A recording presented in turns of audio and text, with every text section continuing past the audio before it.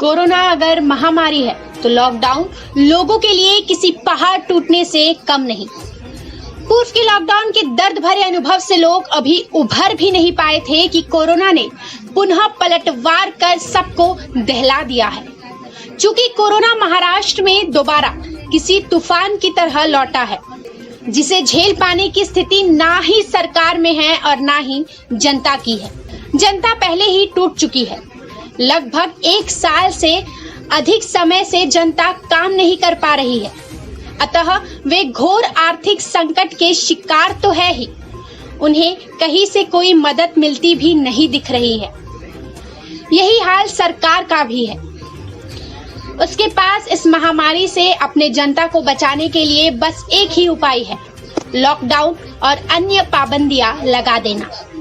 अतः सरकार इसी रास्ते पर चलती दिख रही है। कोरोना के पलटवार के तुरंत बाद महाराष्ट्र सरकार ने पाबंदियां लगाना शुरू कर दी थी।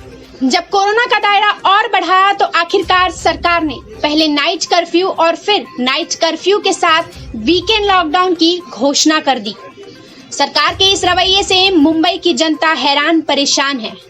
उसे डर सताने लगा है कि कहीं लॉकडाउन के दायरे को कसती सरकार कहीं मुंबई की लाइफलाइन लोकल ट्रेनों को पुनः बंद ना कर दे। यह संभव है और यदि ऐसा हुआ तो मुंबई की जनता के सिर यह पहाड़ टूटकर गिरने से कम नहीं होगा। शायद इसी जनभावना को देखते हुए विपक्षी नेता भी इसे तानाशाही और अनुपयोगी बता रहे हैं, लेकिन डॉक्टर्स और स्वास्थ्य एक्सपर्ट्स इसके विपरीत सरकार के इन कदमों को नाकाफी करार दे रहे हैं। वे भीड़ को काबू में करने के लिए सरकार को और कठोरता बरतने की हिदायत भी दे रहे हैं। महामारी के एक्सपर्ट गिरिधर बाबू की माने तो अभी तक जितनी पाबंदियां लगाई गई है वे नाकाफी है। इससे लोगों को जागरूक तो किया जा सकता है, लेकिन कोरोना पर आंशिक रोकथाम ही संभव है। जब तक रात की पार्टियां, धार्मिक गतिविधियां और होटल पब जैसे भीड़ बढ़ाने वाली गतिविधियां जगहों पर सरकार रोक नहीं लगाती, तब तक रोग के एक दूसरे में फैलने की प्रक्रिया को नहीं रोका जा सकता है। संक्रमण रोग एक्सपर्ट डॉक्टर ओम श्रीवास्तव भी लोकल ट्रेनों को रोग फैलने का कारक मानते हुए इस पर कंट्रोल की बात कर रहे हैं।